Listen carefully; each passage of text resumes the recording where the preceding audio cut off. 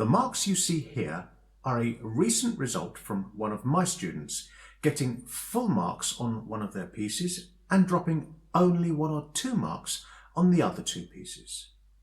So how do you turn your pieces into a distinction-deserving performance?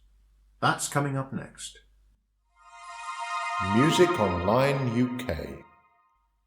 In order to get a distinction at an ABRSM exam with your pieces, it's not just good enough playing the right notes with the right rhythm. That might be good enough for a pass, but for a distinction, your performance needs to stand out. Now, the dictionary definition of the word distinction is excellence that sets someone or something apart. There needs to be a sense of involvement when you play, communicating the mood and the style of the piece. With this in mind, getting a good mark at ABRSM with your pieces starts right back when you choose your pieces. Now, I would recommend that you choose the pieces that you like the most. Those that inspire you, you will play more musically. You will play them better. When my students pick their pieces, I first of all play them all the options, and then I say to them, which one did you like the best? Now, sometimes the answer will come back, well, the first one sounded easier. To which I would point out that there are always difficulties. Sometimes those difficulties are hidden to the untrained ear. But that is not the way you should choose your pieces. You should choose a piece that inspires you the most. And with this in mind, sometimes I ask them to not look at the music, the sheet music, but to actually just listen to the music and then choose based on what they hear. The next step is not to start learning the notes, but to listen to other good quality performances of the piece. Listen to how others interpret the music, how they shape the music, the dynamics, the articulation they use. Remember, you are a musician, not a technician. Now, YouTube is a very popular resource for students like yourself to listen to other performances of the piece that you're playing. But there are many low-quality performances on YouTube, and you should be especially careful of these. What compounds the problem even further is that there are particular channels that have been on YouTube longer, so therefore they have more subscribers and more views. There is one particular channel that has probably the most subscribers, and if you copy the performances of that particular channel, you will not get a distinction. If you do use YouTube, try and find quality performances, ones that are musically engaging. Now, to get a distinction at ABRSM, a good place to start looking would be the official marking criteria. And the marking criteria for the pieces is divided into 5 categories.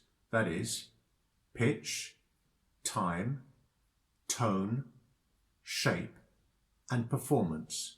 And by the way, I go into detailed analysis of each of those 5 elements in my ebook, How to Get a Distinction at ABRSM. For example, if we look at those marking criteria, phrases crop up such as expressive musical shaping, vivid communication of the style and character, assured and confident performance. Now, I've got a little bit of homework for you at the end of this video, where I'm going to ask you to listen to 2 performances of the same piece and then come back to this video and comment on what you think is the difference between a pass and distinction. But as I said, that's at the end of this video. In the meantime, you've chosen your pieces and now you start learning your pieces. Now, one of the things that I must insist that you do is that you start learning your pieces slowly. You learn them with all the musical details right from day one. Don't think, oh, I'll add the dynamics later.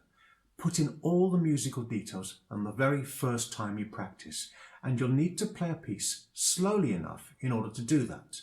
If you go too fast, you won't be able to take in all the information. The problem is that a lot of students will learn the notes and then go into autopilot as they start gradually memorizing the piece. And then when they come to put the dynamics in or the articulation in later, they can't do it because they're not even looking at the music. It's in their heads. They're on autopilot. Muscle memory has learned to play it in a certain way. And then maybe if I ask them, oh, could you make bar 8 a forte, please? They will try, but because you're changing something in the muscle memory, it completely disorientates their autopilot, and they can't even play the notes properly, which they've learnt automatically.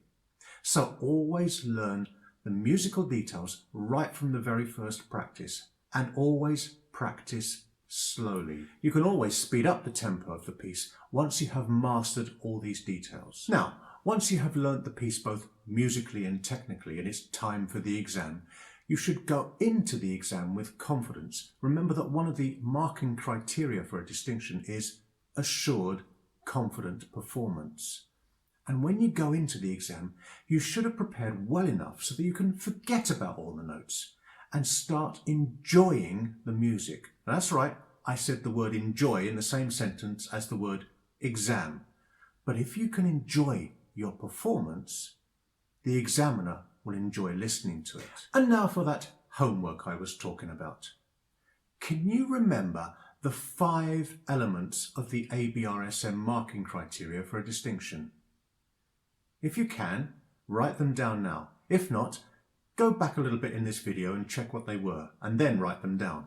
And remember that in my ebook, How to Get a Distinction at ABRSM, I go into detailed analysis of each of these 5 elements. Then I want you to click on the playlist marked Homework, and then after you've listened to the 2 performances of the same piece, come back to this video and leave a comment below as to what you think is the difference between a pass and a distinction. Thanks for watching, and good luck with the homework.